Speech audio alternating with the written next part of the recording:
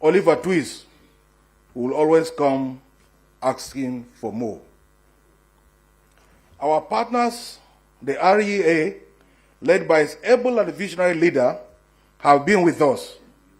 Let me seize this opportunity to congratulate the team on confirmation of your appointment by His Excellency President Ahmed Bola Ahmed Tinubu. MD REA, Abba Aliu, and your team, congratulations. Our distinguished investors and developers, your presence here today underscores the importance of this initiative and the collective effort required to make it a success. Adamawa State is blessed with abundant natural resources, a vibrant population, and immense potential. Yet, like many regions across Nigeria, we face significant challenges in energy access and reliability. Millions of our people still lack access to electricity, and those who do often face inconsistent supply.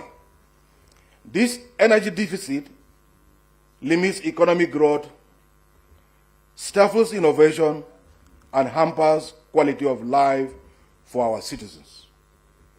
But today, we are here to change the narrative.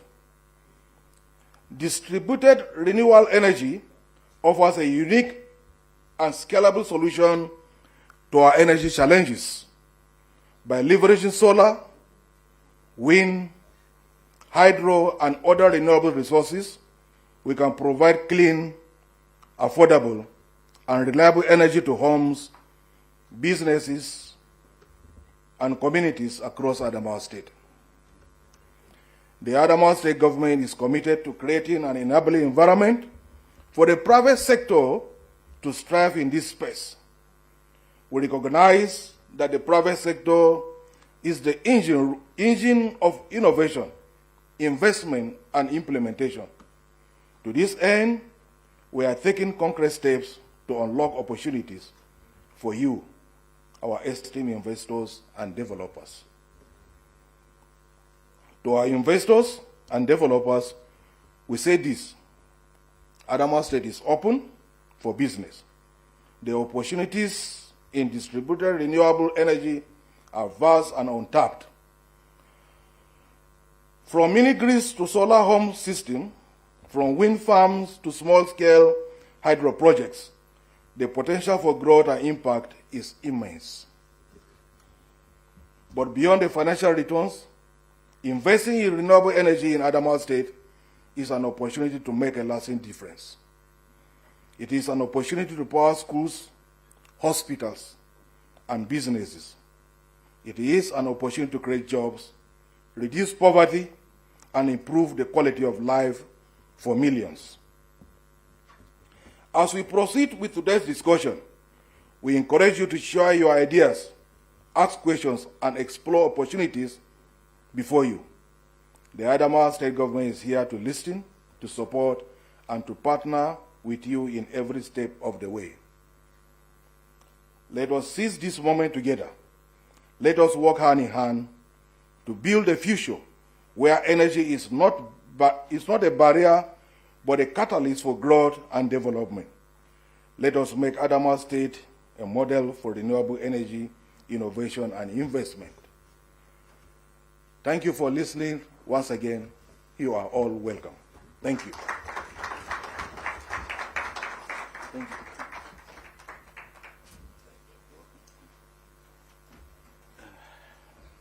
Thank you very much, Honorable Commissioner Titus, on behalf of the people of Adamawa State, as directed by the Governor. To set the tone, what are we here for is none other than the Managing Director, Chief Executive Officer of the Rural Electrification Agency, Malang Abba Abubakar Aliu. Please put your hands together for the man of the moment. I can hear you, Clapper.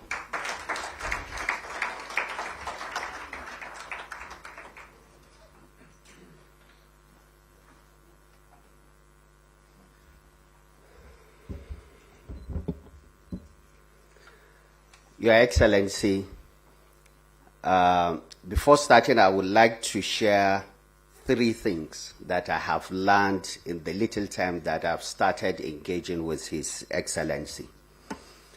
The first was a lesson that I learned in the hard way when I was in his guest house. I learned that the Excellency Governor of Adamawa State is a tough negotiator. Don't ever try to negotiate with him without a backup. Your Excellency, you ambushed me that very day. We went to discuss how to electrify some communities in Adamawa State, and I went with the offer of like 3 transformers, but I ended up giving out 15 transformers. I'll never try it again. The second lesson that I've learned with Your Excellency is your level of timing. We scheduled to start this meeting exactly 10 o'clock, and 5 minutes to 10 you were here. You are a different breed of a politician. Thank you, Your Excellency. And the last one, which I would like it to be on record, Your Excellency, it's also the engagement that I've had with the consultants that Adamawa State engaged to develop the policy, the electricity policy. And that engagement with this consultant was more or less asking him about the scope of the work, how he would do the work. And our discussion got to the level that, oh, by the way, how did you end up getting this work, getting this consultancy? And to my sheer amazement, he said that he only developed his proposal and submitted it to the state government. And in one day, he was just called and asked to make a presentation to a committee. He made that presentation, and they did the evaluation, and he ended up getting that consultancy. This is a sheer testament of transparency and accountability. Thank you, Your Excellency. One of the key things that His Excellency keeps telling me is that for this event to take place, he wants it to be a real deal maker. So it's not going to be just coming, discussing, and going. No, he wants us to sign transaction. And Your Excellency, I assure you that today we are going to sign transaction for Adamawa State. We have what I call all the ingredients we needed to make Nigerian jollof rice. Godfrey, when you go, you tell the LC that we are making Nigerian jollof rice, not the Ghanaian jollof rice. We have the funding. We have the renewable energy service companies. We have the technical ability of the renewable service companies. And we have the financiers. Most of them international financiers. Only what they are just looking for is where to go and deploy their resources. And Your Excellency, the essence of this event today is for you to tell them, come to Adamawa State. Let them not come to my state, Kano State. Your Excellency, as a preview, we have, REA has never gotten it this good in the history of the country. At this moment, Your Excellency, the total funding REA has is getting close to $2 billion. One person sitting here, Your Excellency, has $750 million in his pocket. Can you stand so that they will see you very well? Your Excellency, beyond that,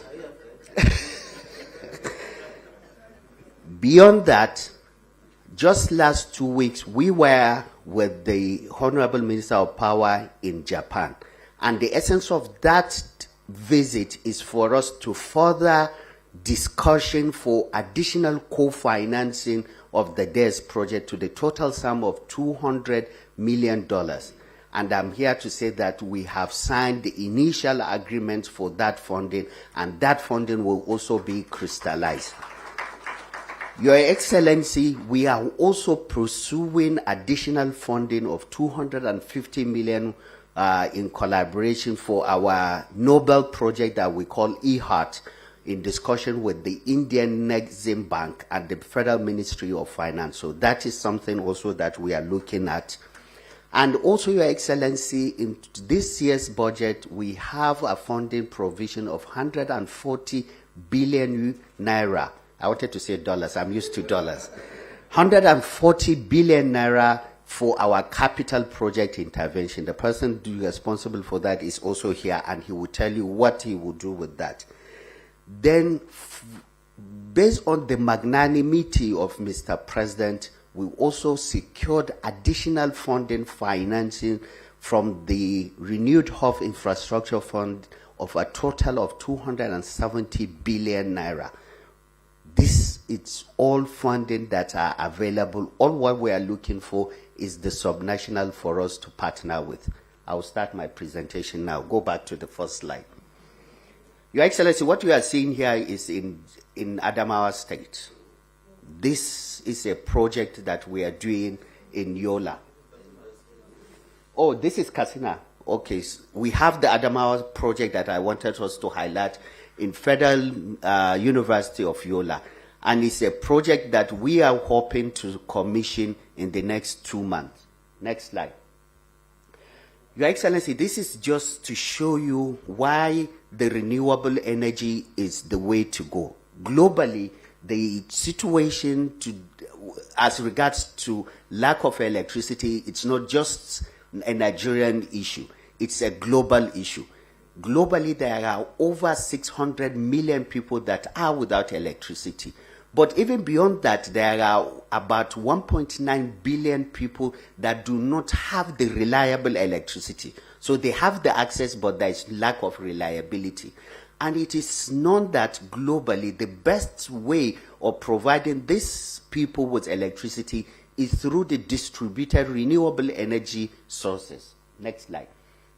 Now, based on that, the Nigerian government is working to see the best way to address this challenge.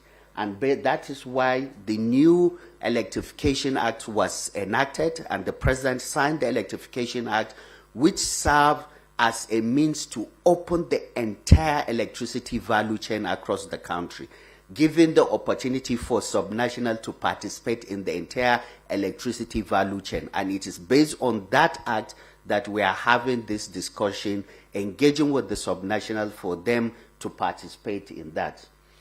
So what we are doing currently, Your Excellency, is designing different projects that we would use to intervene in the different subnationals. And I mentioned some of them.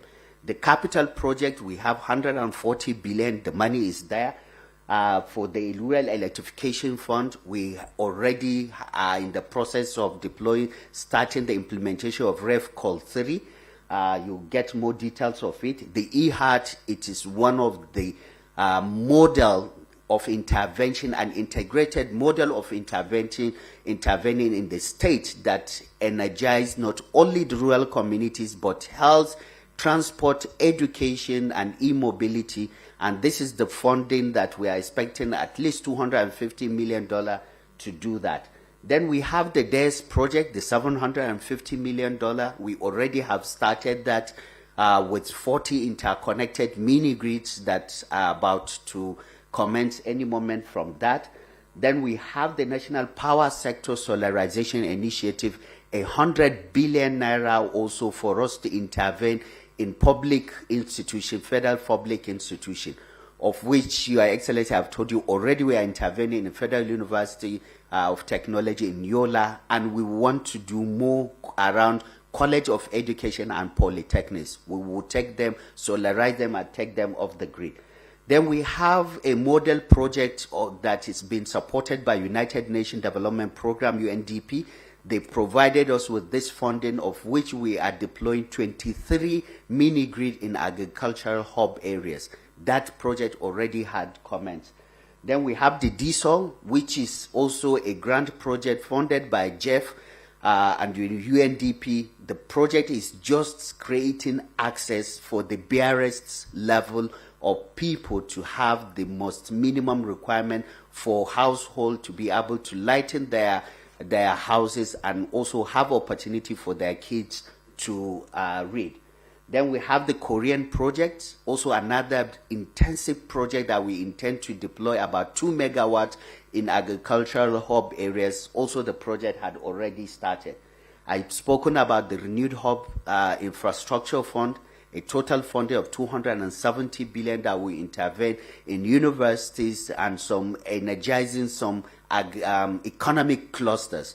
And I hope that one of the clusters will be in Adamawa State.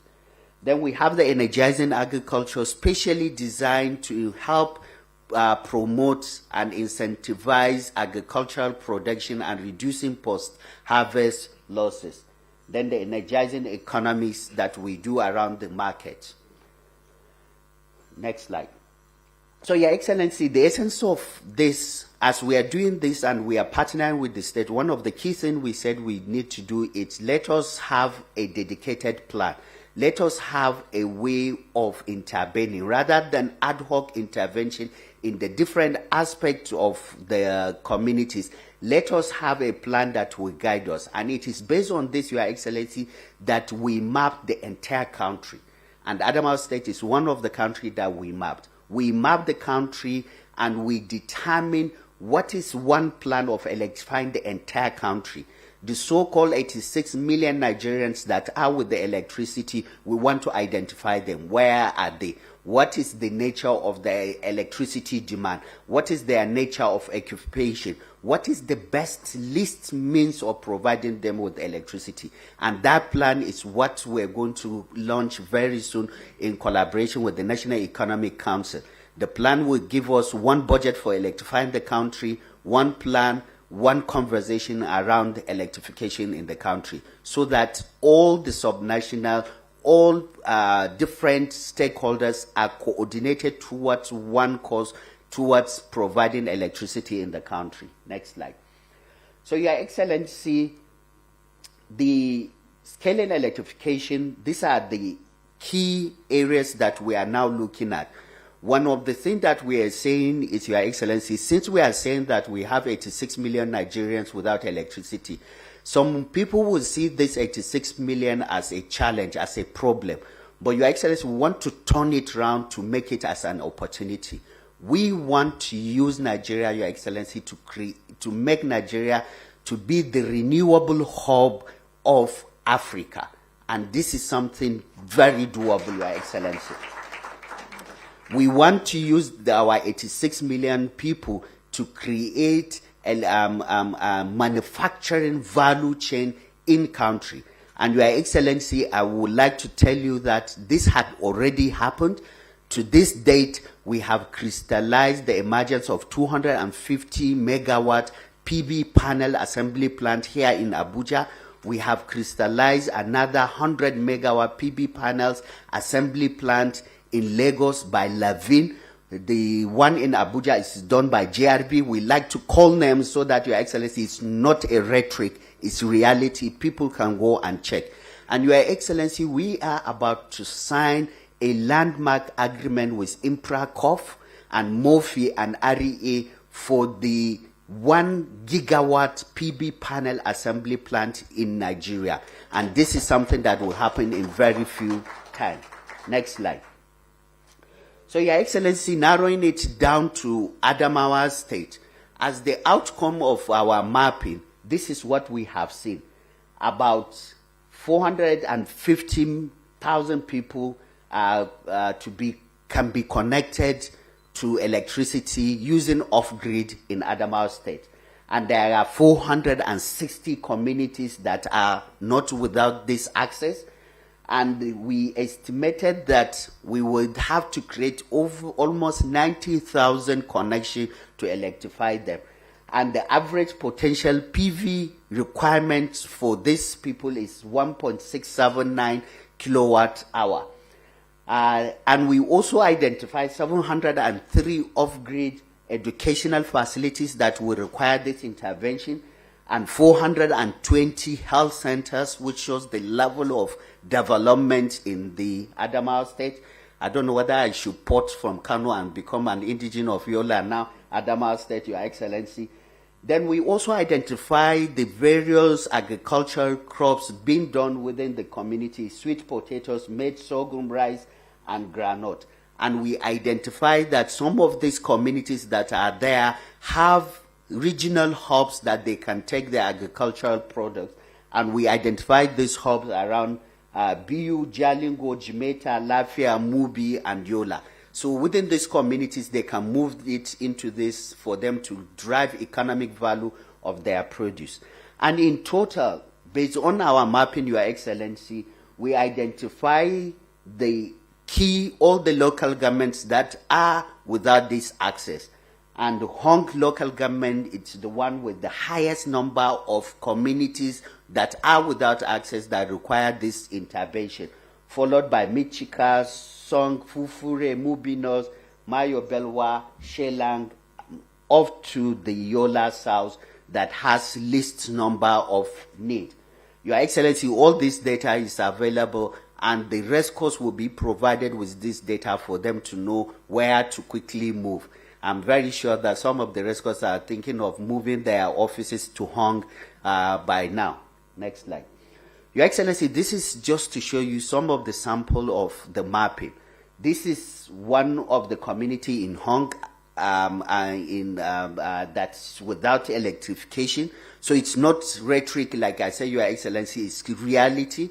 This is the community. We have identified the number of connections. We have identified the number of households that are within this community. We even know what is their current electricity demand, and we projected in the next 5 years what will be their demand of electricity in the next 5 years. All this, it's been identified. We know what is the best means of providing them with electricity.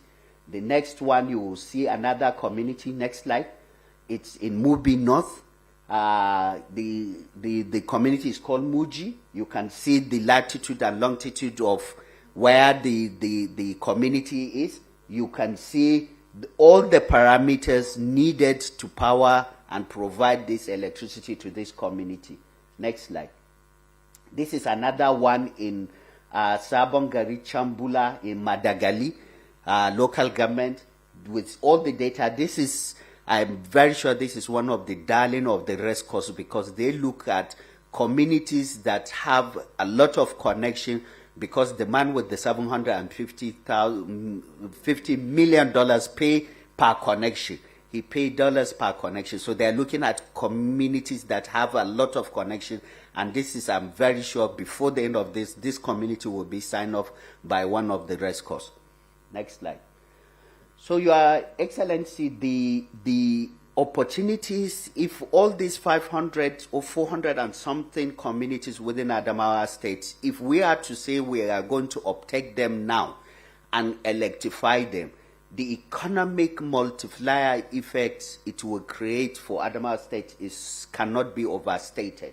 We estimate that we can attract $1.9 billion investment to provide the level of electrification need for these communities. And we are looking at, if that is done, it can increase the gross domestic product of the state by at least $3.7 billion. And this is something that should be done. For job creation, we're looking at direct job creation of close to 40,000 jobs without the interdependent job creation that the electrification can create. So, Your Excellency, we have the rice, we have the electric stove, we have the tomatoes, we have the pepper, we have the Maggi. All what is required, Your Excellency, is today we must cook this Nigerian jollof rice. Thank you, Your Excellency.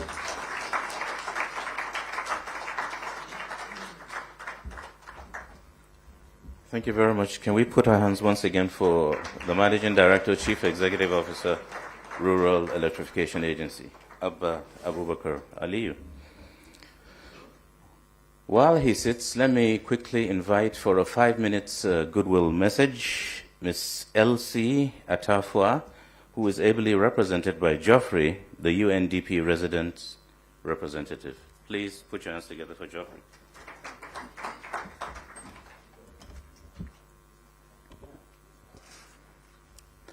allow me to, Your Excellency, first stand on the existing protocols, but start by, first of all, a small disclaimer that I'm not Madam Elsie Atafwa, but I'm represented our resident representative, who, Your Excellency, just came from a whistle-stop tour of Cross River, Abia State, and Akwa Ibom, so it has other engagements. Would really have liked to be here, but would like me to pass her personal message that she'll find her way to the land of beauty, and we'll be able to have an opportunity to discuss with you this in due course.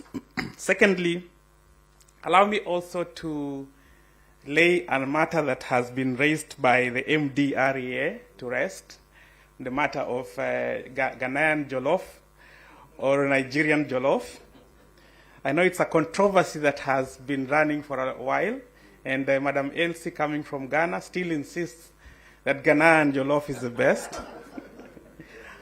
However, as a neutral player coming from Kenya, I promise that I'm ready to arbitrate. All you need to do, however, is to reduce the pepe in that jollof rice.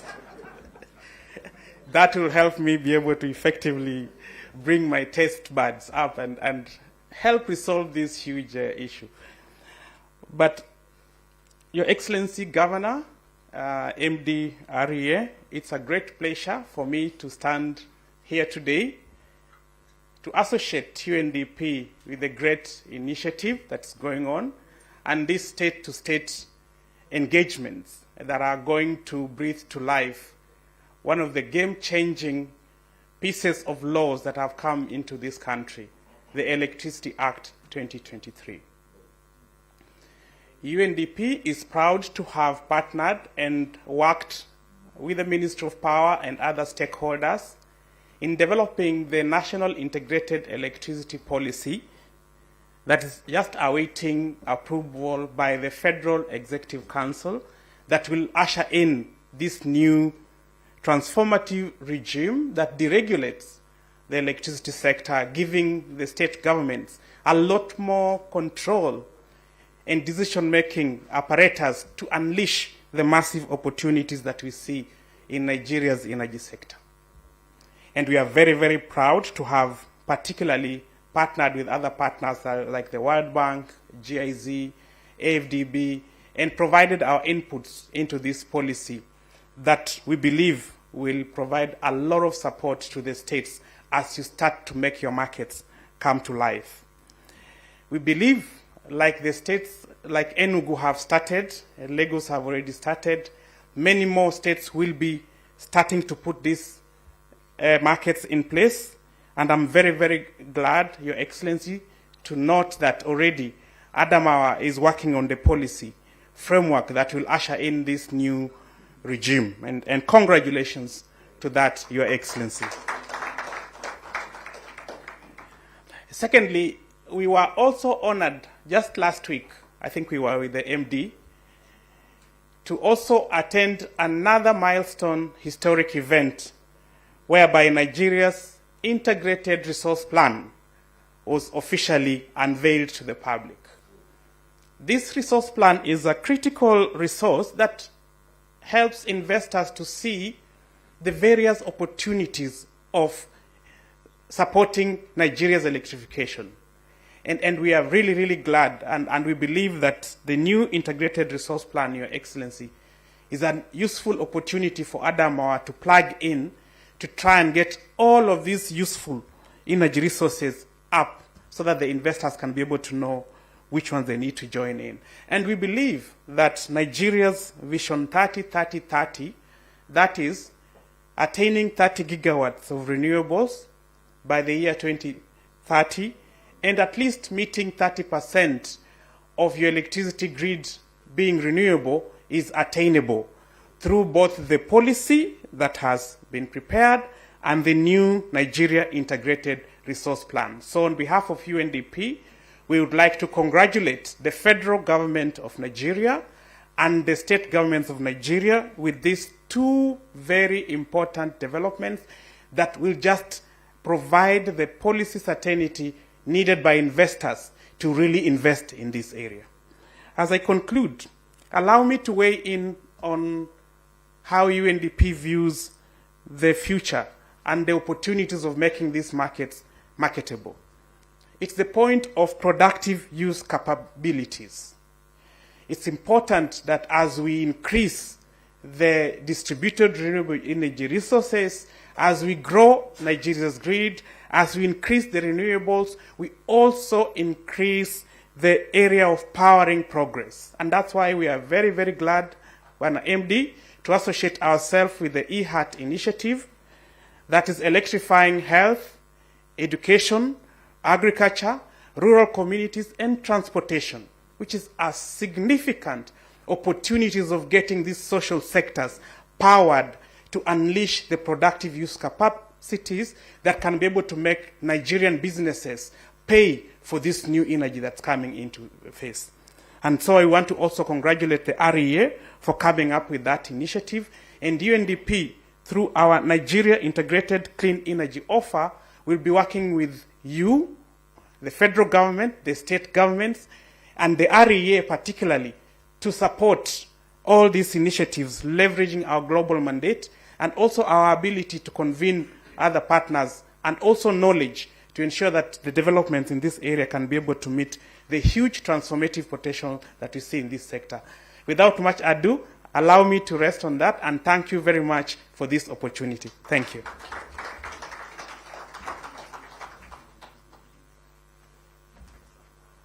Thank God he mentioned about the clean energy program that they have, because I was about to ask him to pay for the additional 2 minutes he took. Ladies and gentlemen, the Rural Electrification Agency works as a team, and Mala Abba Abubakar Aliyu leads this team efficiently. And the team is made up of the Rural Electrification Fund, the technical services, the corporate services, as well as the Nigerian Electrification Project. I'll invite for a 15-minute presentation the Executive Director, Rural Electrification Fund, Honorable Engineer Doris Ubo, to please step forward to give us a presentation. Please put your hands together for her.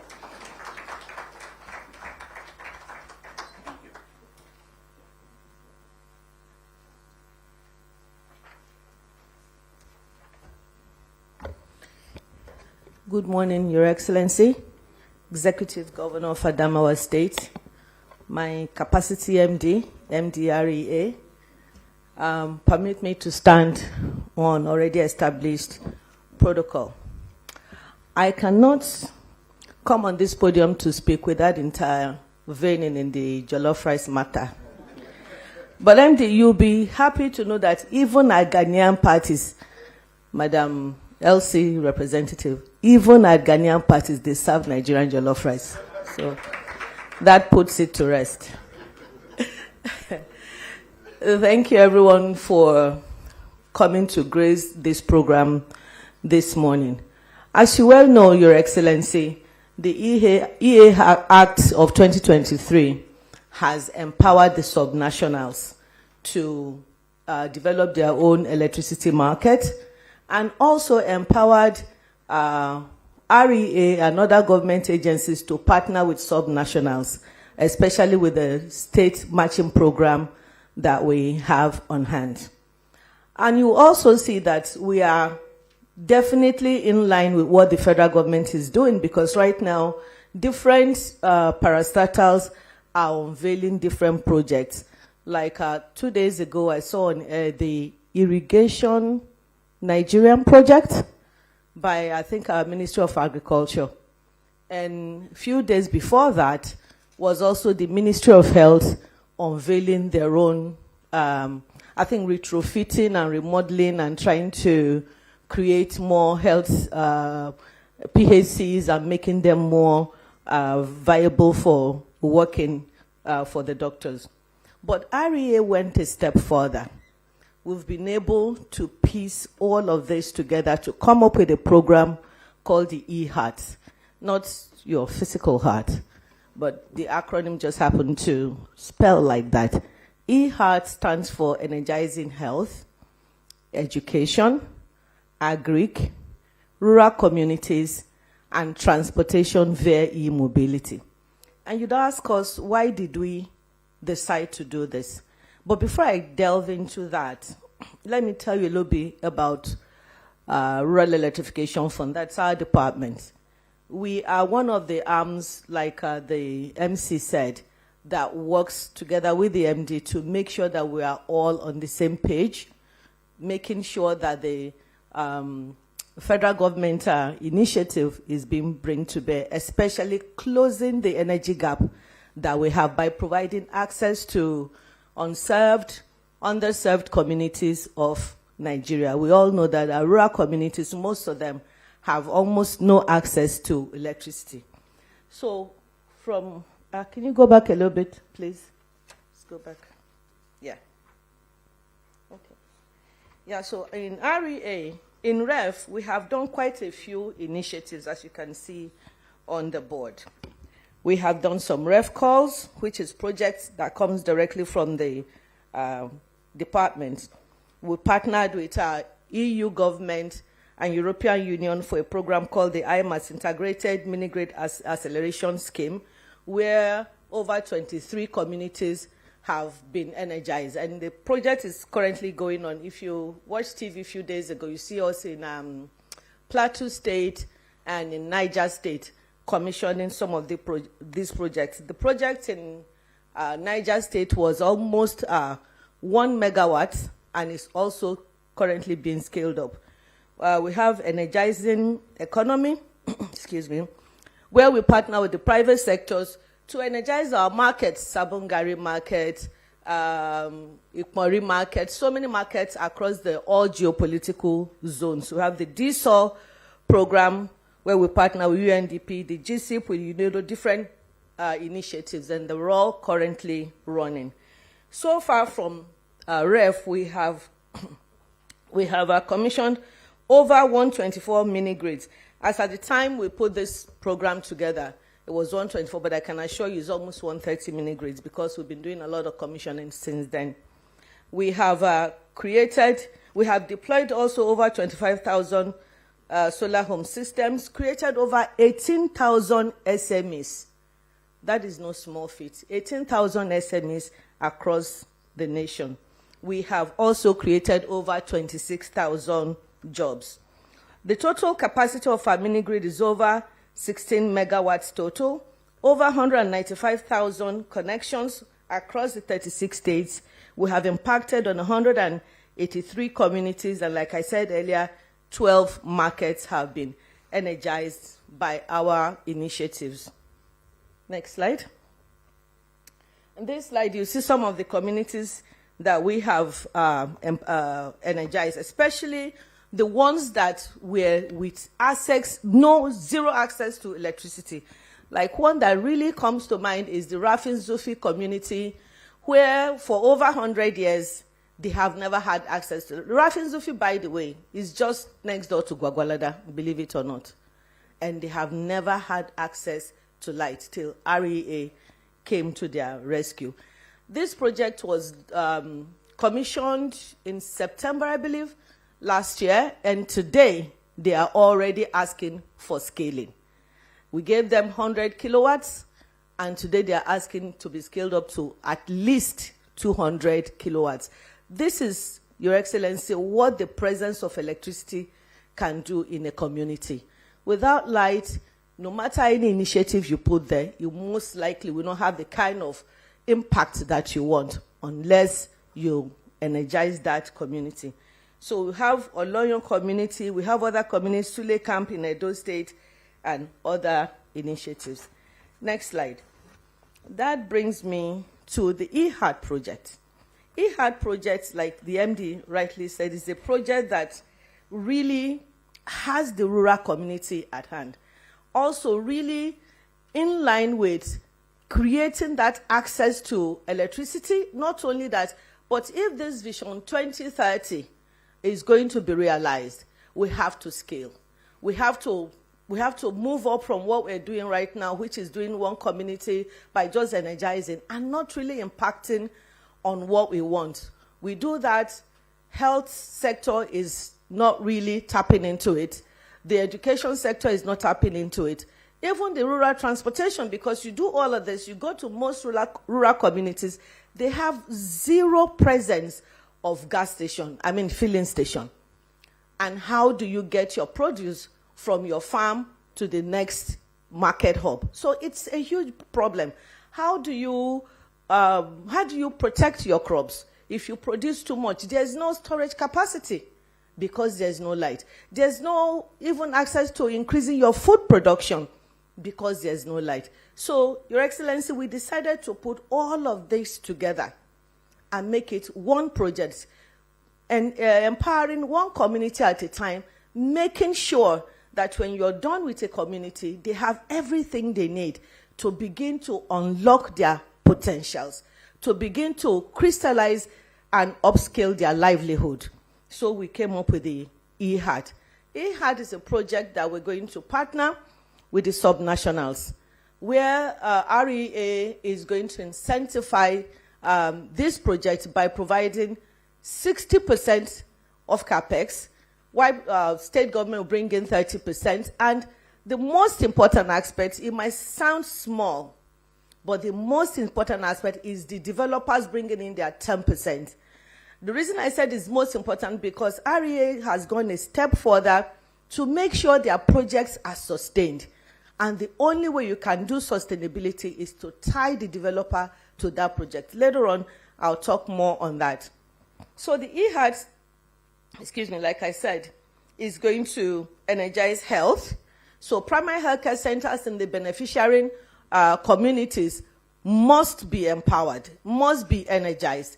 That is, it's like one of the reasons why we pick a community. That first, you must have a functional and in-use primary healthcare center.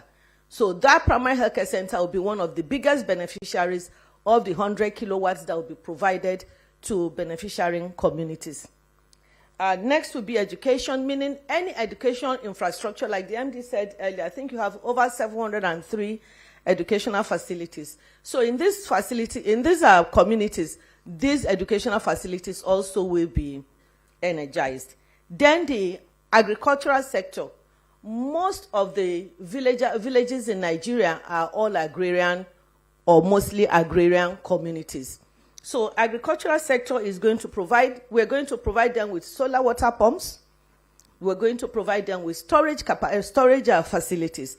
Solar water pumps, capacity of about 1.5 horsepower, that will enable them to water their farms. So farm produce will not be just seasonal anymore. So it will be round the clock, that you have the ability to make sure your farm is doing exactly what it's supposed to be doing for you. Most farmers these days don't have access to watering their crops because of lack of these things we're talking about. And after producing, I'll tell you a story. Funny enough, this story came from your state, Your Excellency. A dairy farmer that came when we had this presentation in December, I gave us a heartbreaking story whereby after 3 or 4 days, they have to throw away their produce because of lack of storage facility and because of lack of electricity.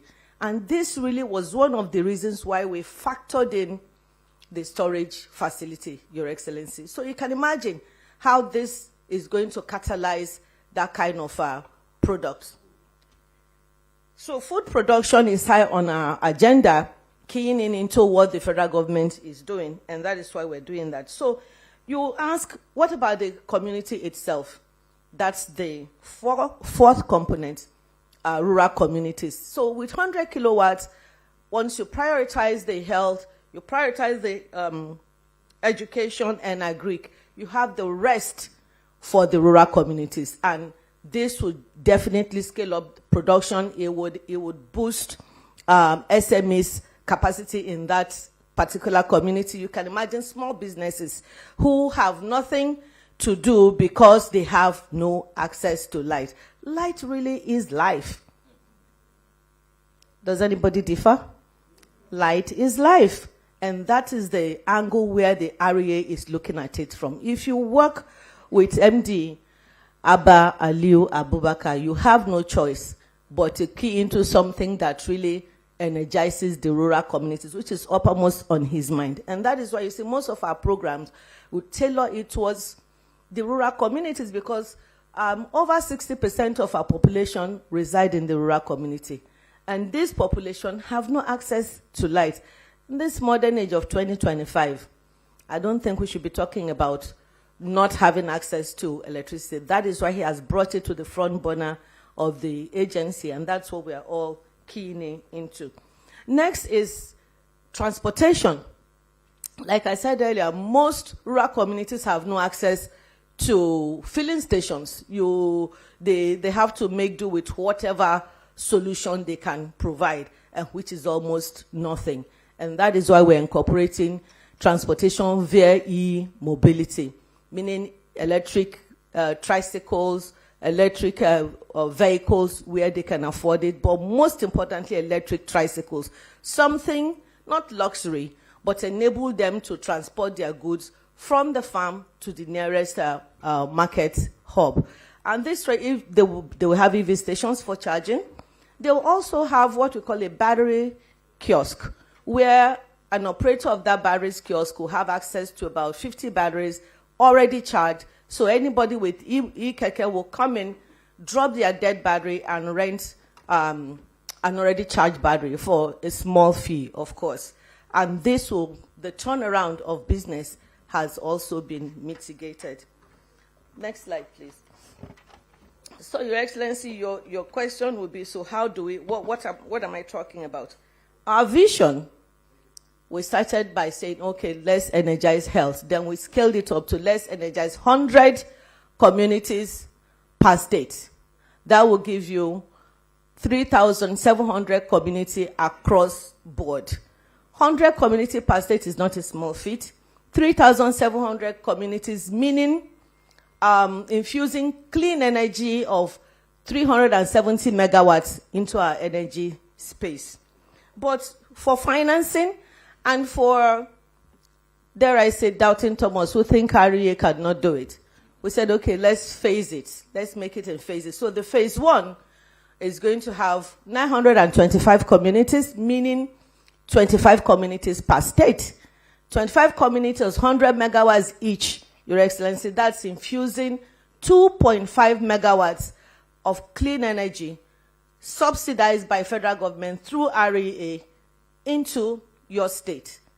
2.5 megawatts. You can clap for me at this point. Thank you. 2.5 megawatts is a lot. The impact is huge. What we intend to do with this is to impact on 25 primary healthcare centers, 25 mini grids, 25 communities, over 1,000 solar water pumps in your state alone, and create direct job across board of over 92,000 with storage facilities, charging stations. The list goes on and on. So what we're doing, Your Excellency, is bringing solution where people think is not possible. Because with my MD, everything is possible. Even if you say raise $10 billion, he won't even bat an eye, because he already knows where to look, starting with you, Your Excellency. Thank you. So we did, like he said, like the MD mentioned earlier, we did geospatial assessment of different communities in the entire country. And for Adamawa State, next slide, please. For Adamawa State, we picked these communities. And you can see Sorau community, Mada, Laro, Ketembere, if I butcher it, please pardon me, Damatari and Bodway. These communities, Your Excellency, you can see the estimated number of connections. And this is just putting it mildly. In places where they don't think connection is possible, we can make it possible. 1,400 total of all of this. And this is just 6 local governments. So we can actually avail electricity to over 8,000 households. 8,000. If you add it all up together, it's 8,442 connections. Not 8,000 people, just the connections, so you can imagine. And we went even deeper to find out they're all agrarian areas. What are the crops here? We have maize, sorghum, groundnut, rice, cowpeas. It goes on and on. Next slide, please. So with the impact of the project we are talking about, the EHAT project, we did a deep dive to see this agricultural produce in these communities. If we'll impact on them with these projects we're talking about, what are they looking at? What is the state government looking at? Why should they partner with REA? And you can see the number of hectares that are lying fallow, not being taken advantage of. You can see the total crop value. You can see Ketembere has a capacity to have over $1 million crop value per year. You can see it even broken down to per hectare. So this is what we bring to the table, Your Excellency. We're not coming empty-handed. This is what we bring to the table. You can't have it better than this. Trust me. But this does not come without its challenges, Your Excellency. We have vandalism and theft. We have security issues. We have some logistic barriers. And we have lack of awareness.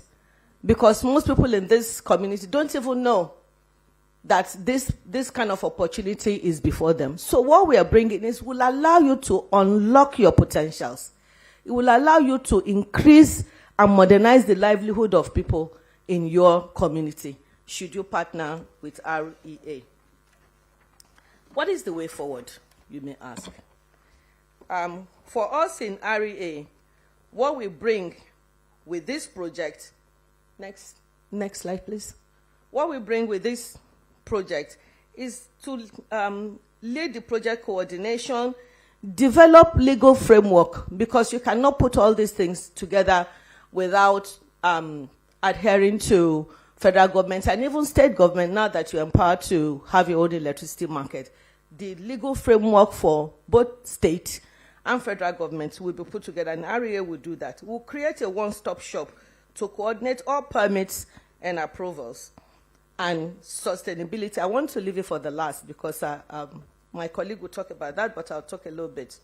And then the state government have to provide, of course, the land, retrofit your your PHCs or your schools so that they can be energized, because you cannot energize a school that is not being used or a PHC that is not being used.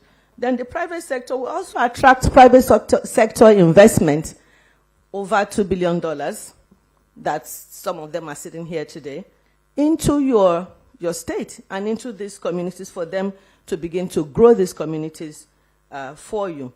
And what does the community stand to benefit? Of course, they will benefit a lot from all these things that we have presented. But what does the state? State will unlock their potentials. Job creation. Job creation, you can imagine, the MD touched a little bit on that when he presented. Each of these community, direct job is nothing less than 500 in each community, not to talk of the indirect job. They'll have increase in your IGR, definitely, a reduction in poverty and urban migration also, and boost in small businesses. I can't say that enough.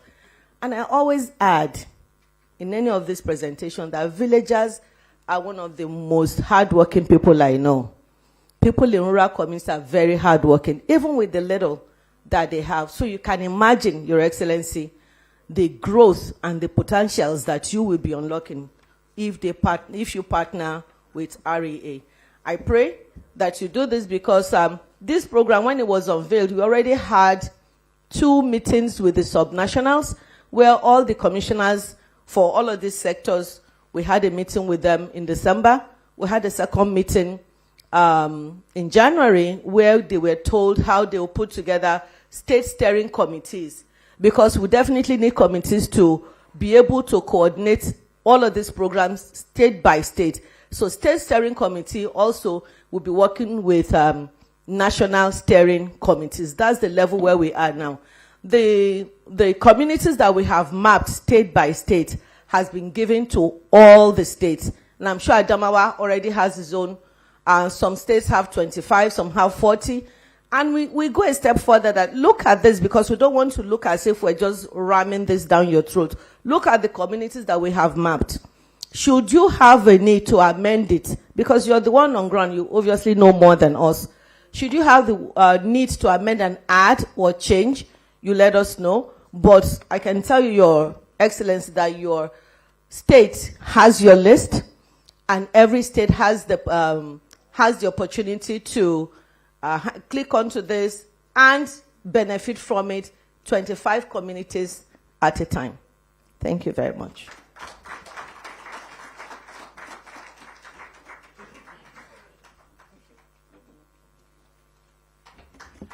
Please put your hands once again for Her Excellency Honorable Engineer Doris Ubu, MNSE.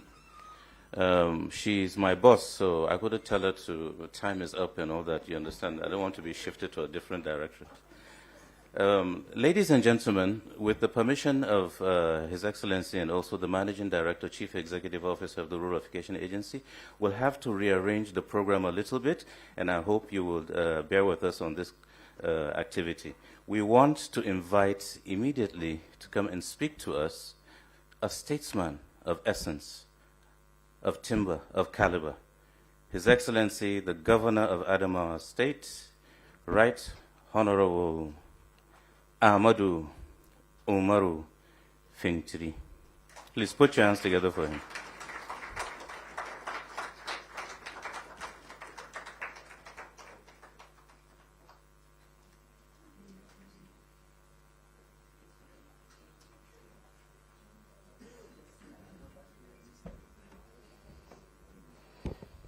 Thank you. Sit down.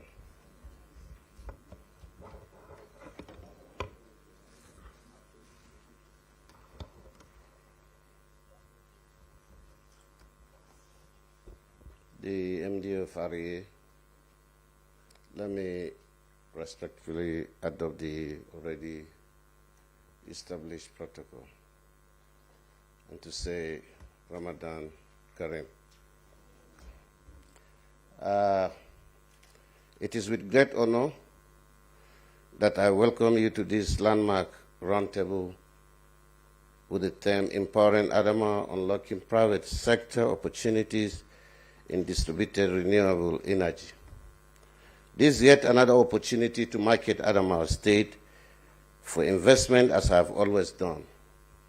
For the past 6 years, I have taken it upon myself the task of salesmanship that is not only evidence in sharing opportunities and prospects with investors, but demonstrated by the success we are achieving and where we have already taken the state to in terms of performance and ranking.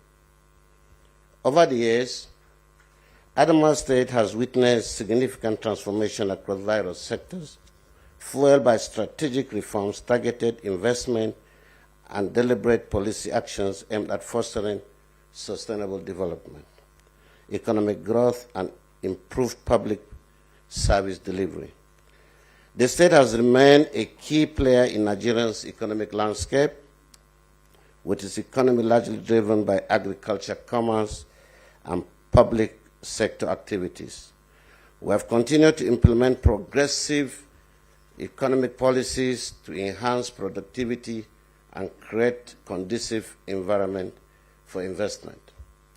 One of the key highlights of our economic advancement has been our ease of doing business score, which improved from 5.25 in 2021 to 5.86 in 2023, resulting in plus 10 position climb in the national ranking. This equally reflects the successful implementation of reforms aimed at reducing bureaucratic bottlenecks and making Adamawa State a more investor-friendly destination. Our internally generated revenue has also witnessed growth, driven by improved tax collection mechanism, digital financial management, and expanded economic activities. The state Fiscal Transparency League table ranked Adamawa in the top 5 in Nigeria, first quarter of 2023. This reflecting our commitment to financial accountability and good governance. We have significantly improved our financial reporting, procurement processes, and public expenditure management. The implementation of digital financial platforms and e-procurement systems has enhanced efficiency, reduced corruption risks, and ensured judicious use of public funds. We have prioritized infrastructural development as a catalyst for economic growth through strategic partnership and targeted funding. We have executed numerous projects aimed at rural electrification, rural reconstruction, and public facility upgrades.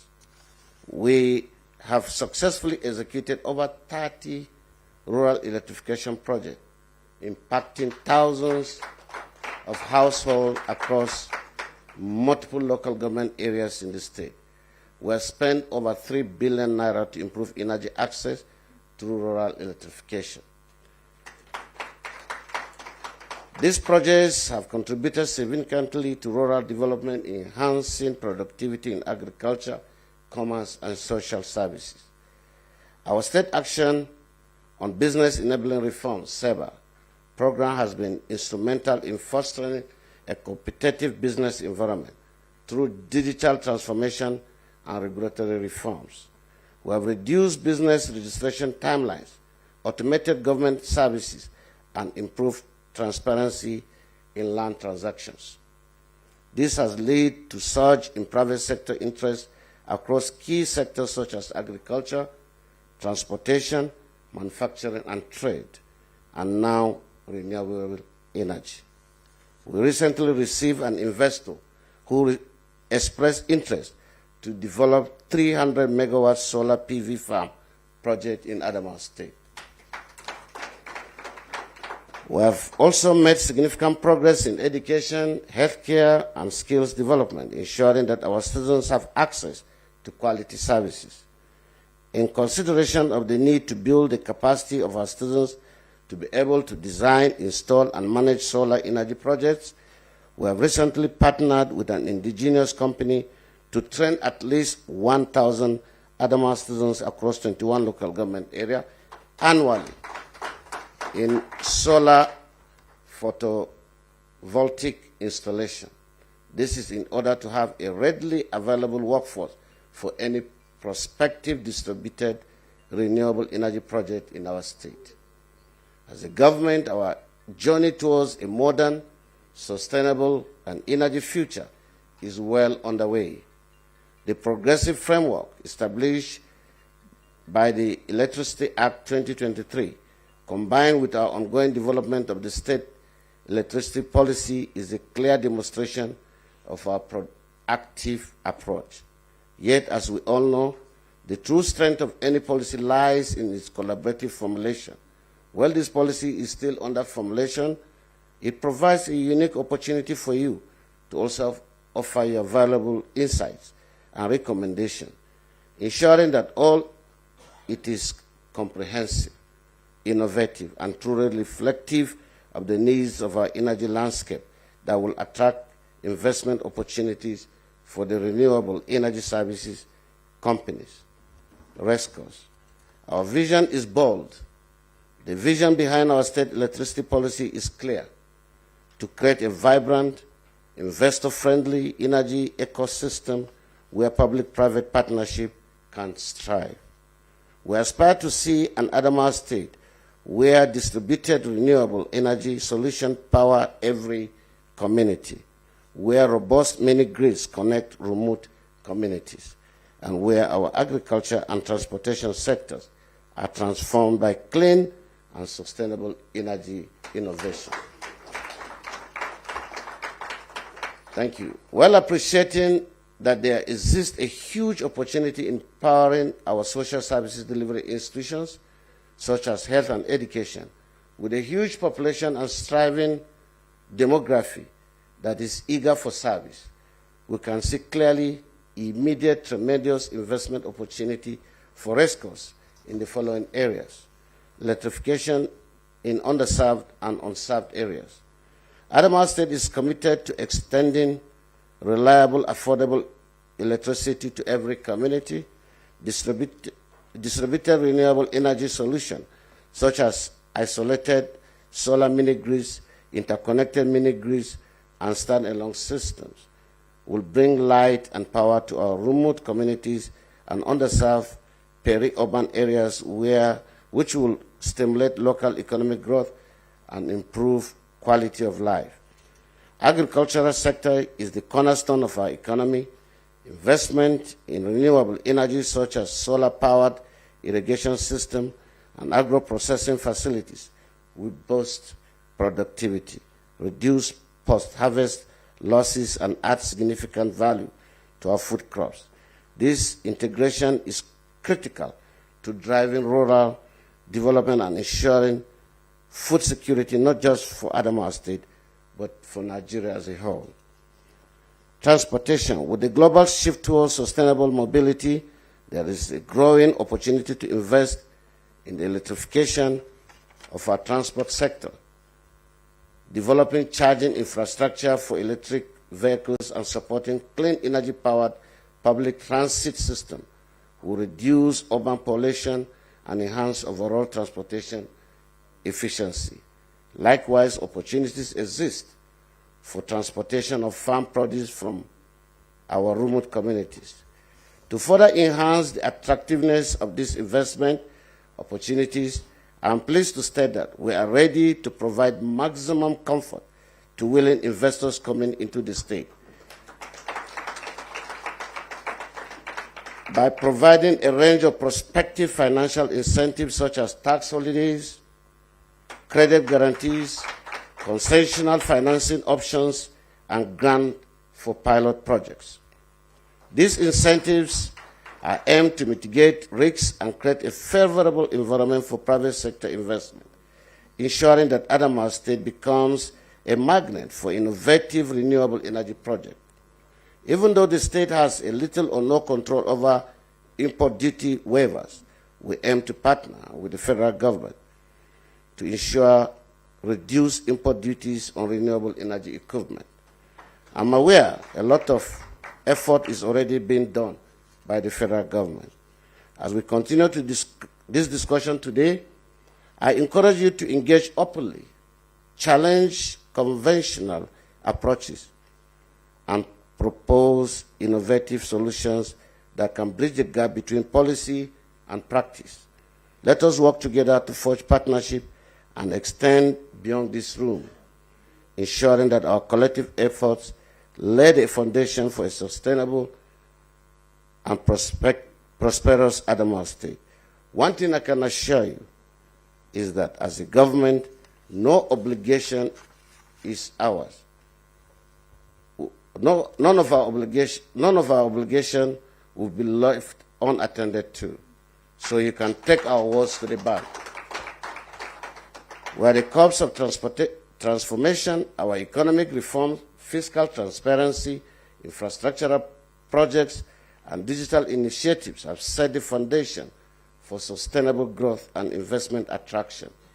I urge all stakeholders, investors, and development partners to continue working with us in unlocking Adamawa's full potential. Together, we will build a prosperous, inclusive, and energy-secured Adamawa State. Thank you once again for your presence, your expertise, and your commitment to this transformative journey. Our special gratitude goes to the MD of REA and the team for this innovative initiative. I am confident that together we will empower Adamawa and illuminate the path to a brighter and greener future. For our students, I extend a hand of friendship and partnership that is already deep in building Adamawa State, where no one is left behind and nothing is left untouched. Thank you and God bless you.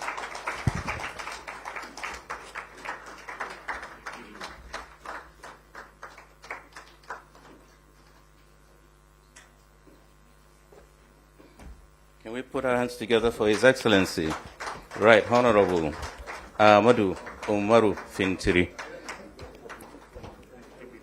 Yes. Please bring the table forward for the MOU signing ceremony. Can I please invite the Director Legal Services of RAA, Barrister Kashim Ibrahim, to please come forward? Can I also invite the Executive Directors of the Rural Electrification Agency to please come forward to witness? And the Head Nigerian Electrification Program. Can I please invite, you can just stay from behind, the Managing Director, Chief Executive Officer of the Rural Electrification Agency, Abubakar Aliyu, to please come forward.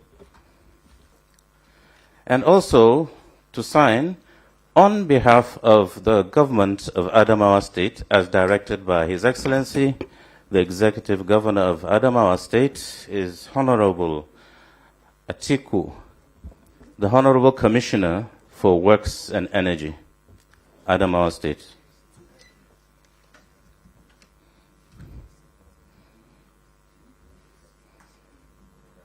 Thank you.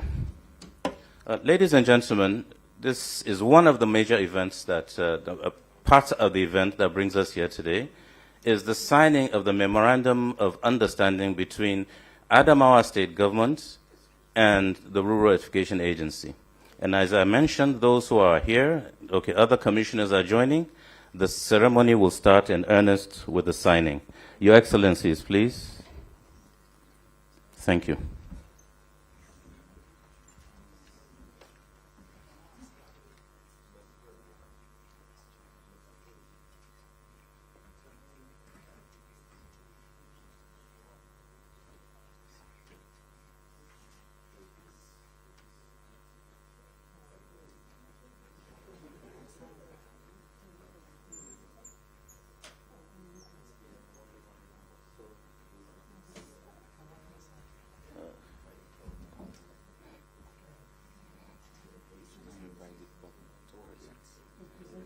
Can I please invite the Governor of Adamawa State, Right Honorable Amadou Fintiri, to please come and receive the signed MOU.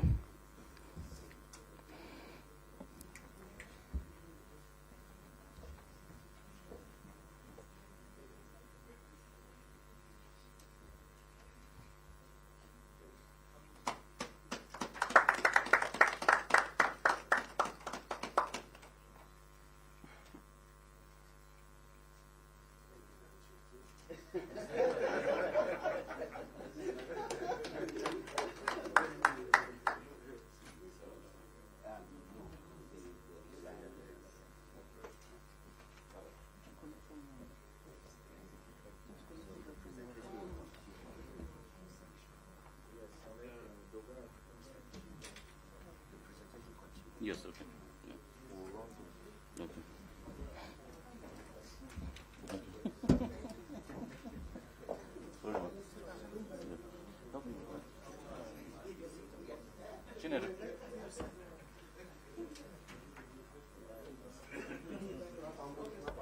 Thank you very much, ladies and gentlemen. Please clap for yourselves. This is one historic event that would lead to benefits not only for the people here that are witnessing or those who are watching us live, but the people that matter, the people that are in the rural communities, the underserved, the unserved, and the peri-urban areas of rural Nigeria. Your Excellency, Governor of Adamawa, today, the governor came to this ceremony with a team that already represents the E-Heart. Energizing Health, the Commissioner of Health is here. Energizing Education, the Commissioner of Education is here. Energizing Agriculture, the Commissioner of Agriculture is here. Energizing Rural Development, the Commissioner in charge of Rural Development is here. And also Energizing Transportation, the Commissioner of Transportation is here, as well as people that matter in the state. To continue this activity, I have the honor of inviting to learn more about what we do in the Rural Electrification Agency, especially when it comes to its capital arm, the Technical Services, the Executive Director of Technical Services, Engineer Umar Abdullahi Umar. Please put your hands together for him as he comes.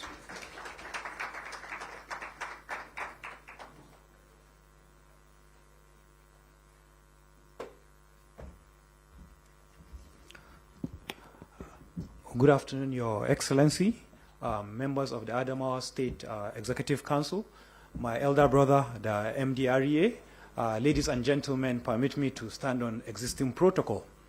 I think the presentations before mine have taken a lot of time, so I'll try to, the MD's permission, I'll make mine very quick. Maybe I'll put it in just 5 minutes. Your Excellency, we have a lot of developers and rescuers in this room, presently at this roundtable. And part of the aim of this roundtable is the deployment of solar mini grids to bridge electricity access gap in Adamawa State. So I would just like to take us back to a basic question from the point of standards and technical services. What is a solar mini grid? Your Excellency, a solar mini grid is just a system that generates power, stores this power, and distributes it to rural communities or targeted communities. Being a system, of course, it has different components such as the solar panels, such as the battery storage, such as the distribution infrastructure, monitoring infrastructure, and so on and so forth. So, Your Excellency, I would like to, I'm sure we're all familiar with solar panels. We've seen them in our offices, in our homes. But it will interest Your Excellency to know that solar panels have been in existence for about 180 years. I don't think there's anyone in this room that is 180 years, maybe with the exception of our EDCS with the white beard. So, Your Excellency, 180 years. And what happened in 180 years? That was the first time you mentioned in your speech photovoltaic effect. For us that are engineers, that was the first time light was converted to electricity. After that, a couple of years after that, we now had the first solar panel that was discovered. It was made of a product element called selenium. It had just about 1% efficiency, meaning if you had it, it was going to collect solar rays, only 1% of it could be converted to electricity. And over the years, Your Excellency, this technology has evolved. In about 1954, that was the first time that solar panels were used, were commercialized in their uses. And at that point, the efficiency of solar panels was just about 4%. Over the years, we've had more innovations, more advancements in this. And you can see presently, at this point, we now have solar panels of over 25% efficiency in the world right now. And these solar panels are mainly made up of element silicon, which represents about, which has to do with 90% of what we have in the market presently. So, Your Excellency, this is just to give you some context to some of these technologies that we talk about every day when we talk about this kind of projects. Another key component of a solar mini grid is that of the battery storage system. Your Excellency, storage system has even existed, it has even predated solar panels. They've been existent for about 300 years. At that point, Your Excellency, I think even our EDCS was not born when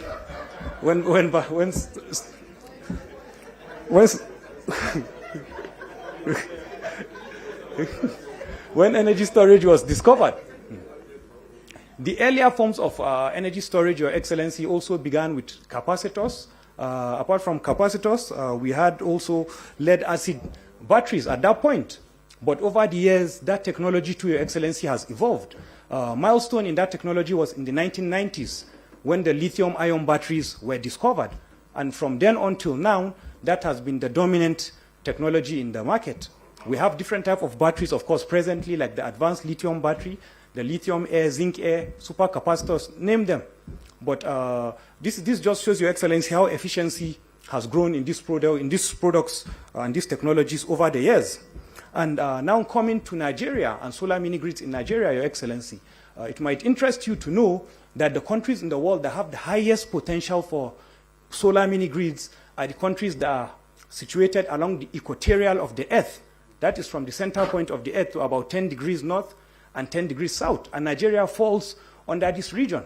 And what has been found in these countries is that within this region is that they have the highest radiation insolation rate.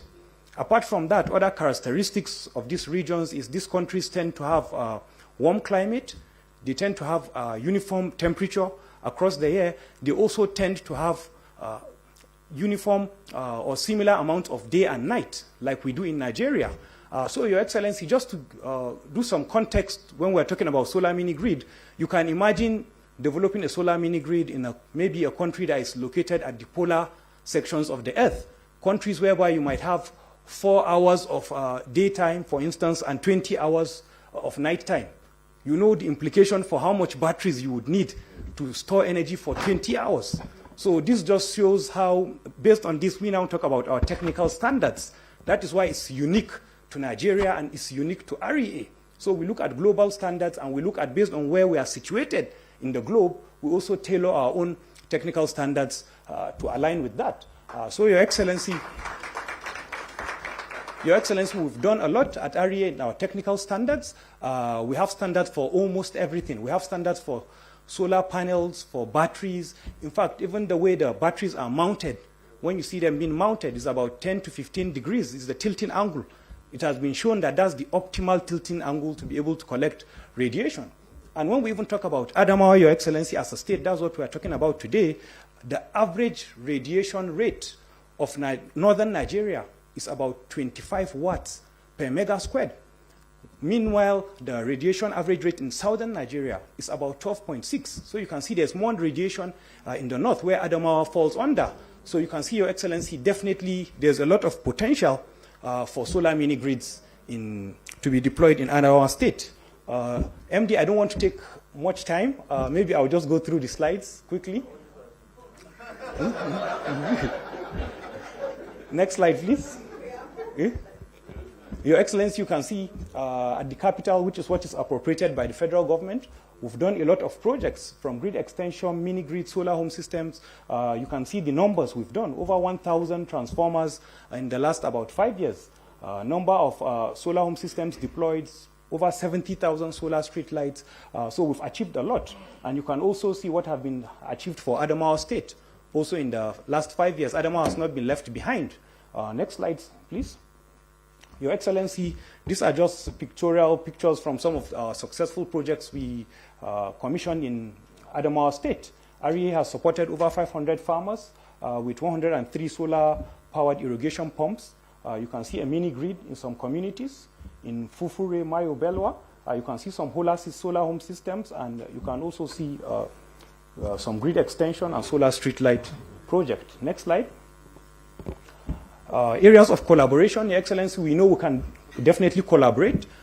Joint project development. Presently, we are developing a 320 kilowatt peak, a small hydro project in your just neighboring state, Gombe State, together with UNIDO. So apart from solar mini-grids, we also look at other forms of renewable energy, such as the small hydro, such as the wind, such as biomass. So we could also collaborate with Adamawa State definitely on that. Harmonized technical standards, I think I've spoken a bit to the context of what we do. Capacity building. Your Excellency, it might interest you to know, for last year, our budget was about 111 billion naira. Out of this 111 billion naira, more than half of this budget, the surveys were actually done by geospatial analysis, meaning we're able to design these projects without even going to site. We use a lot of desktop tools and softwares to achieve this. And part of the mandate given to us by the MD at the technical services is how we can make sure we can almost design all our projects 100% just using desktop geospatial analysis. And we're working hard on that, Your Excellency. And this is something definitely we could assist the Adamawa State government with. Next slide. This talks about standards. I think I've given a bit context. I don't want to take too much more time on this. Next slide. So, Your Excellency, I think I will call this the end of my presentation. And we look forward to having good deliberations and good objectives from this summit. Thank you very much. Thank you, ladies and gentlemen.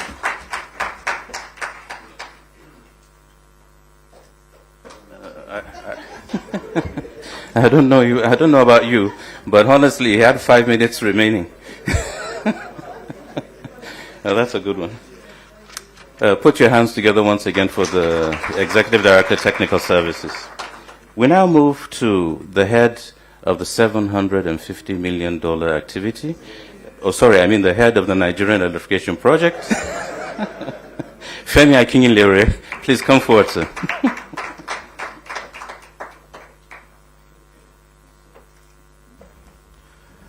Good afternoon, Your Excellency. Good afternoon, MD. Let me stand on existing protocol. I think the MC has just made my life a lot harder than the MD did, because if you noticed, the governor during his speech was looking firmly in one direction, and I was trying to gain other people's attention to ensure that my eyes don't lock. Because my MD has advised me that if I try to negotiate, we might not have any other states benefiting from this. Your Excellency, the Nigeria Electrification Program, as we know it, is responsible for implementing a number of projects that are funded by the World Bank and the Africa Development Bank. In 2018, the first bank project, the World Bank Energy Access Project, was launched.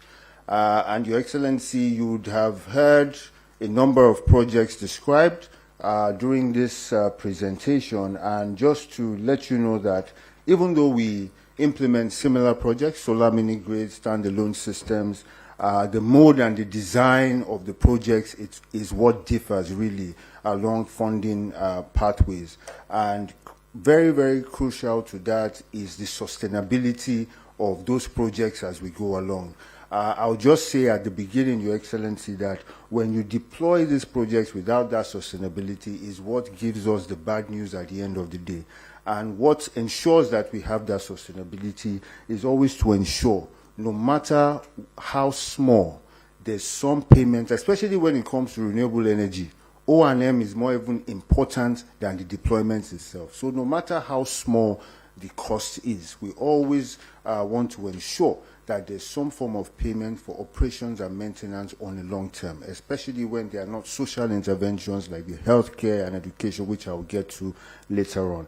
So, Your Excellency, the World Bank, the first World Bank project came to a close in December, and across a couple of years, we were able to deploy at least about 200 mini grids, over 1.4 million solar home systems across the country. We were also able to deploy 100 50 kilowatt mini grids to 100 hospitals across the country, and I will show later on, Your Excellency, the hospitals in Adamawa State. We are also able to electrify 7 universities and 2 teaching hospitals under the Energizing Education Program, which we are currently working on a long-term O&M program for as we speak. In addition, Your Excellency, the Africa Development Bank, on the other hand, they have we're running a program that deploys hybrid mini grids. We also have a component specifically for productive use. In this presentation today, we've heard a lot about the importance of productive use in the sustainability of this project. We also have the phase 3 of this Energizing Universities program, which cuts across 8 universities and 1 teaching hospital. And we have one of those universities in Adamawa State, Your Excellency, a 5 megawatt project, Modibo Adamawa University. Next slide, please.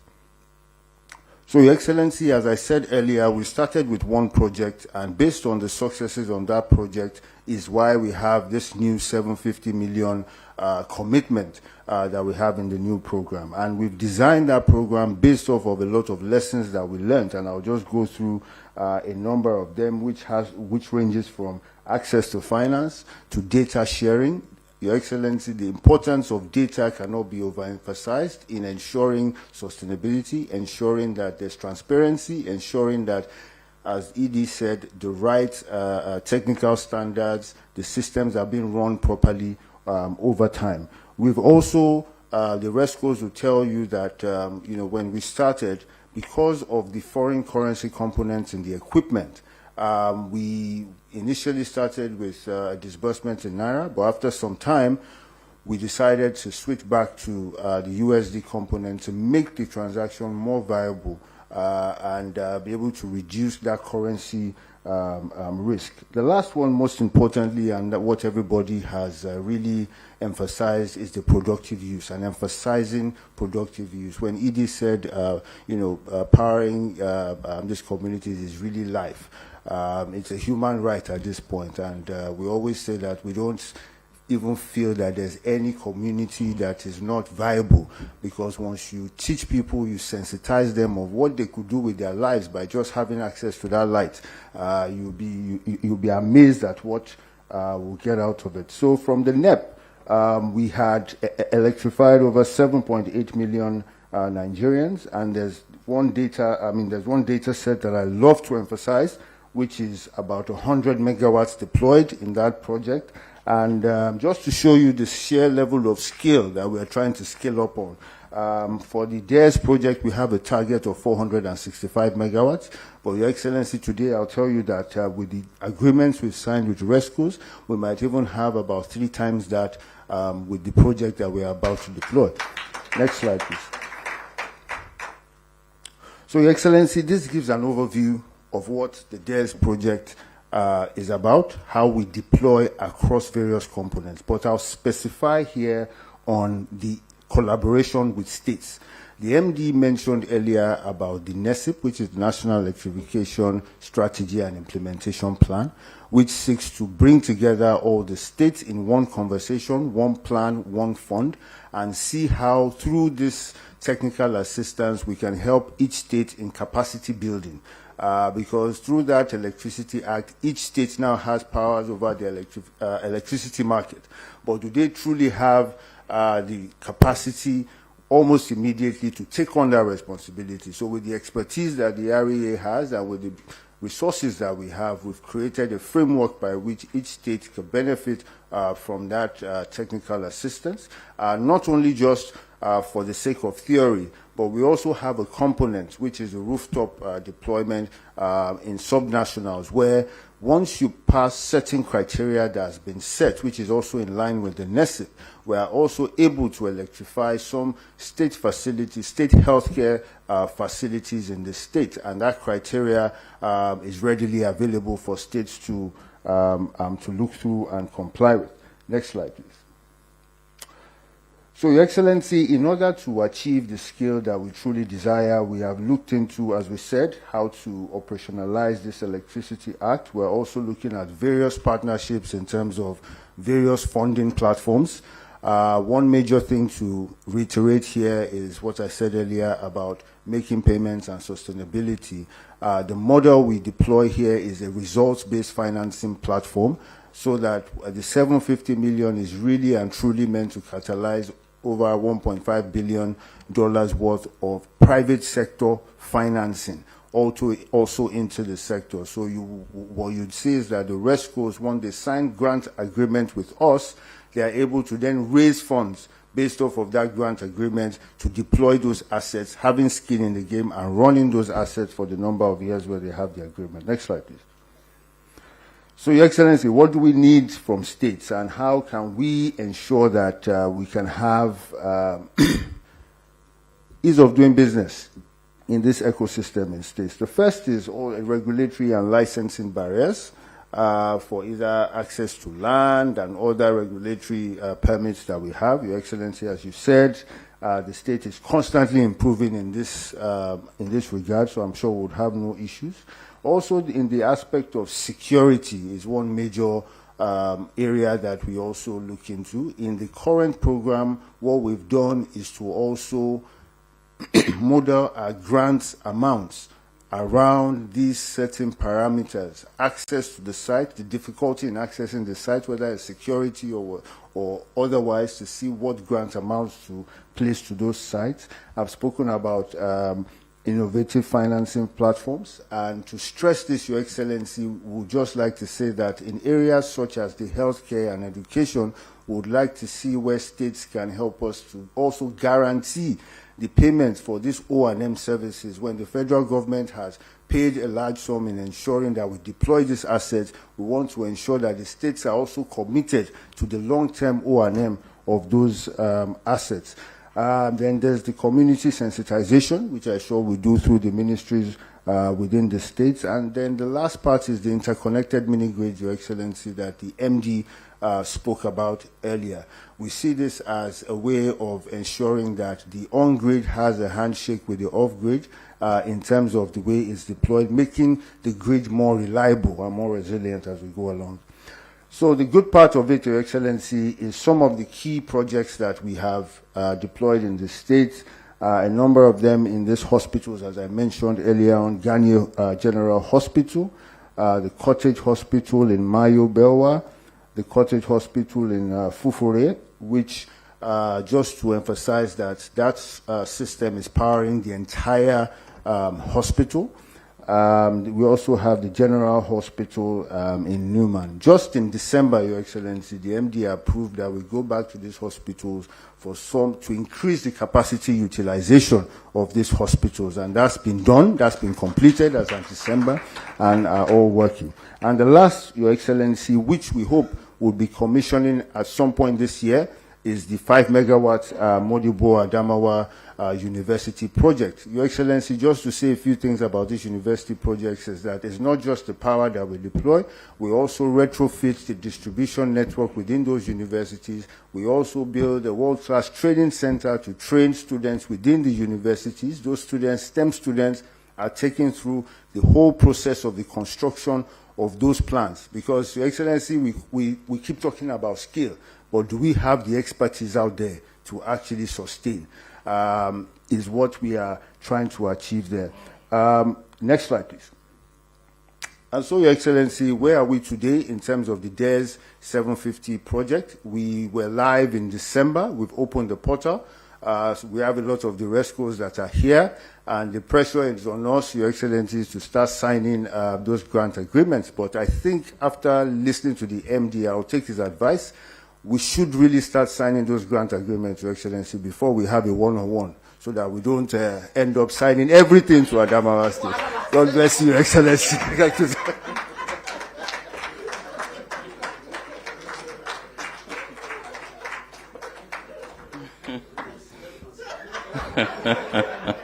Well, what do you expect from the land of beauty? Thank you very much, Femi Akinyelure. Please put your hands together once again for him. Just a note to the renewable energy service companies that are here, RESCOs, please, if you want to speak, there's a lady in green walking up and down. Her name is Delphine. Kindly indicate to do so. Thank you. On this note, Your Excellency and MD, I'd like to invite the Executive Director, Corporate Services. I'm not going to say the youngest. I'm not going there. The Executive Director, Corporate Services of the Rural Electrification Agency, Ayo Ade Boyega. Please put your hands together for him.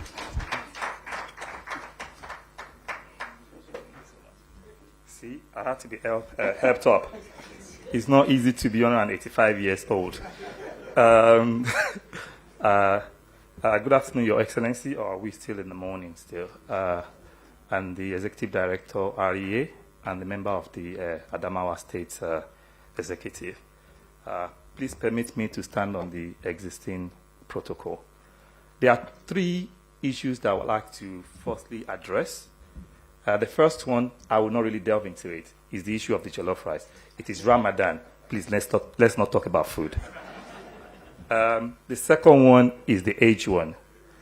Yes, I am older than the 180 years that the ED spoke about, but I'm not as old as the 300 years that I mentioned later, so I'm only 185 years old. We have cleared that. The third one is the football issue. The Adamawa State Governor, Your Excellency, you have scored 3 goals against the REA today, and we appreciate you for it. I'll explain. The first goal is your timing. You got here before every one of us, so you had to wait for us for a few minutes. We're sorry, but that's the first goal. The second goal, sir, is the goal of sustainability, which I'm here to talk about today. We have 2 areas of sustainability. The first one is capacity development. You have already established a training center in Adamawa that will train 1,000 people on a yearly basis. So you are prepared, sir. The second one is also in line with sustainability, developing local competence. You have already signed an agreement with a company that would come and build a PV panel assembly plant in Adamawa. That is another one.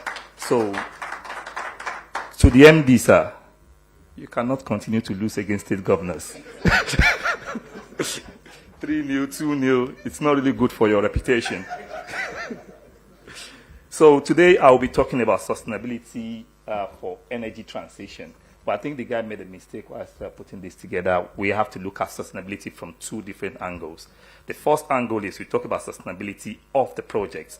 All the projects that are going to be built in Adamawa State or across Nigeria, how do we ensure sustainability of these projects? When you look at sustainability, you have to look at sustainability from four different angles.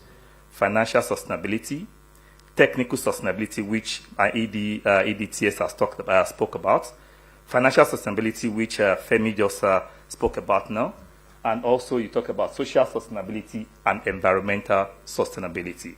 For us at REA, we have put together something, a framework, to ensure that we build sustainability into every single project that we do. And we are here to support Adamawa State government and all them to apply this same framework across every project that is being built. It is called the REUCS, the Renewable Energy Users Cooperative Society. What does the REUCS do? So you have the ownership and accountability. Those are the roles that the REUCS will look after. Revenue collection and the financial management, maintenance and the system longevity, community engagement and awareness, local economic empowerment, and social inclusion. I believe all these are self-explanatory, except I want to delve into it. What are the three main issues that we face as a country when it comes to infrastructure sustainability? The first one is, most especially in the power sector, the first one is energy theft. People use energy, but they don't want to pay for it. I think we have come to a point in our life as a country that a decision needs to be made, whether we see power or energy as a social responsibility or as a commercial product that people really need to pay for. I think it's a general belief in the country that when you see power, we believe the government should just provide it. It should be the government's responsibility. But we cannot sustain power, or most especially the infrastructure that we are building, if we continue to have the mindset that the government should continue to pay for it. We should start having that mindset, or we should start moving away from that mindset and going to a mindset that says, you know what, it has to be a synergy between the government and the people. The government pays part of it, and the people too must show commitment and pay some part of it. And then we talk about infrastructure vandalization. That has been the bane of our problem in Nigeria. Every day you go on TV, you see one transformer vandalized here, another power plant vandalized there. We cannot really sustain anything in Nigeria if we continue with this attitude. But what REA has done is, in Yoruba parlance, it says, it is the thief that knows how to catch the thief. If you give this project back to the community, they feel part of it. So they protect it better because they know amongst themselves who are the thieves that will go and vandalize it. So that is why we have set up this structure, to ensure that going forward, the community feel a part of the project and they just don't leave the project there and see it as the federal government project. That way, they are able to protect it even better because they protect it jealously, knowing that it is their own and they are part of the entire thing. So we do the community engagement, we do community sensitization, we ensure that they know how much they need to collect for the power that is being used and how to reinvest that money back into operation and maintenance of that particular plant. There is a particular situation a few months ago that the MD mentioned that a power plant somewhere had an issue, and the amount to fix that power plant at that point in time was a meager 100,000 naira. But it was abandoned. The community abandoned it. That means that particular power plant, that particular infrastructure was just there, not being used because of 100,000. It is because a framework like this was not in place for collection and reinvesting that money to maintain that same power plant as it goes along. So I would implore the Adamawa State government, Your Excellency, to look into this and see how we can adapt it if it's not already been adapted, how we can adapt it, and if it's been adapted, we should scale it through all the projects that we are currently looking to develop in Adamawa State so that the people feel a part of it. Next slide. So what does reuse do for us? It enhances system reliability, financial resilience, which I just spoke to, cultural fit and local adoption, scalability and replicability. So we are able to scale it up. It's easy to scale up and replicate in each of the community that is being designed for. So we move to the next slide. I think this is the one that's really is important to me. Okay, no, let's move on to the next slide. Let's not waste time. Okay, here. I think it's a point. I think at this point we need to reflect as a country, and I'm saying this with all sense of honesty. In the last 2 years, the renewable energy sector has generated globally over 16.2 million jobs. Globally, China has taken about 7.4 of that, which is about 46% of jobs created within the renewable energy sector. Followed by which country? I think followed by Brazil and then the rest of them. Africa has only been able to create 326,000 or 340-something thousand jobs from this, 324,000 jobs. Nigeria with a meager 76,000 jobs. And then we talk about investment in the renewable energy sector. REA, like the MD mentioned, we talked about $2 billion. The EARTS, for the EARTS project, we are looking at another maybe a billion. Femi is sitting here with about $750 million that will be crystallized by the African Development Bank with another 1.something billion or $250 million. That's another 1 billion. Plus other initiatives that will take the amount of investments in renewable energy in Nigeria to over $10 billion or close to $10 billion. And we only have 776,000 jobs to show for it. It's not enough, and it is unacceptable. I think it is time for governments, whether it's in the state or at the federal level, to start looking at diversifying skill sets and creating that skills like Femi mentioned earlier. At REA, we are doing a STEM project as we build the university, the captive power for the university. We build a hostel, we build a training center for equity purposes so that the female can participate. But how many are we able to produce? Maybe from that STEM school, from the Adamawa one, we'll probably get about 200 students. The Excellency mentioned it will create about 1,000 jobs from the training center on a yearly basis. But is that really enough for over $10 billion project investment in Nigeria? No, it's not enough, sir. So we have to look at that and do more. I think you have all the RESCOs in this room today. I seek a partnership between the RESCO and the Adamawa State government in creating something that would ensure that not only that the RESCO would come and build, create a framework for making sure that for apprenticeship between the state governments and the RESCO. So while the RESCOs are building this infrastructure, they train people to have hands-on experience, not just through the classrooms. Hands-on experience on how to build mini grids, how to maintain solar panels, how to even maintain the batteries. The Excellency has spoken about how he has. I'm happy about it. He's spoken about how he has developed a training center which will create about 1,000 jobs. But we need to do more, sir. We need to leverage the current opportunities that we have to ensure that we don't only plug the access gap, but we use that to generate more work for our people. Nigeria is a country that has a lot of unemployed youths across every state that you see. And all these youths that are unemployed can easily move into the renewable energy sector and get gainful employment, and then be able to generate economic power for themselves instead of facing Yahoo and the other vices that we don't like as a country. So please, let's not just make this like like His Excellency said earlier. I just don't want to make this a talk show. Let's not just make it a talk show. Let us start to take practical actions to move the country forward and to generate the work and sustain projects that we are building in Nigeria and in the renewable energy sector. Thank you so much.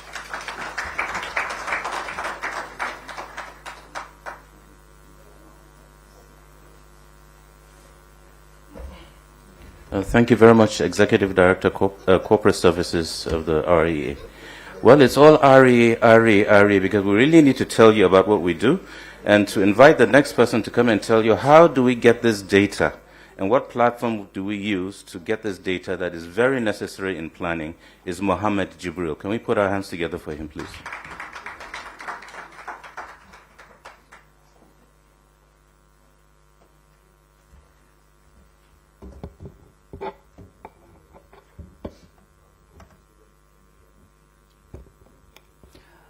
Good afternoon, Your Excellency. Good afternoon, MD, invited guests. I'll also crave your indulgence to stand on the already established protocols. My name is Mohammed Jibril, and I am a technical advisor to the Managing Director. I am from the neighboring Gombe State, Your Excellency.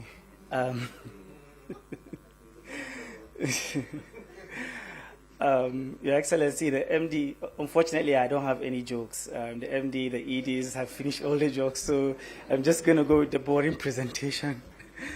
Pardon me for that. The MD and the EDs and the head of the NEP they've already spoken about our programs and the opportunities within REA, including the $750 million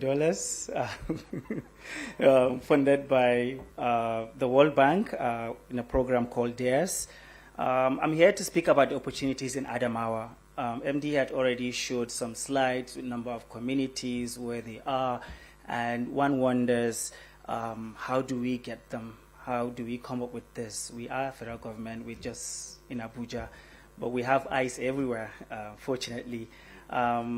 We're trying to show the potential sites within the states, which automatically translates to potential businesses for the mini grid companies that are here, and it also translates to economic freedom for these communities at the end of the day.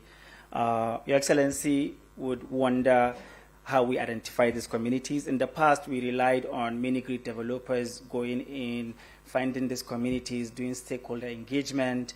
They would come to us and we'll tell them, look, this is not really viable, or this is really close to the urban centers. How could you want subsidies for communities that are already maybe even connected to the grid or are very close to the mini grid? So we had some really good filters that would tell us this is a viable community that is far away from the national grid and has some economic activities, has some productivity, and that we showcase them all over the country. From my blurry presentation here, you could see the red dots covering the entire country. This is a VIDA tool, a company that we're working with in identifying and mapping the entire country, identifying the communities that are both on-grid and off-grid. They use a satellite system, so they don't malign anybody. They're not sensitive to any division or anything, so they're very objective in identifying communities. You could see from there, we have about, this blurry area here is showing 27,763 sites that have been mapped. We're already working with VIDA to expand this mapping to consider smaller communities because communities grow. I think every time we update it, you'll see the number of sites increase tenfold. So we're working with them to even increase this. But from this version that we have, Your Excellency, you could see that we have 27,776 sites. And when we go to filter it, we have some filters here with state, local government, number of buildings, distance from the national grid, show of light at night. All these are filters that would allow us to focus on one area of the country. If I go to Adamawa and I apply the filter, just doing some demonstration live,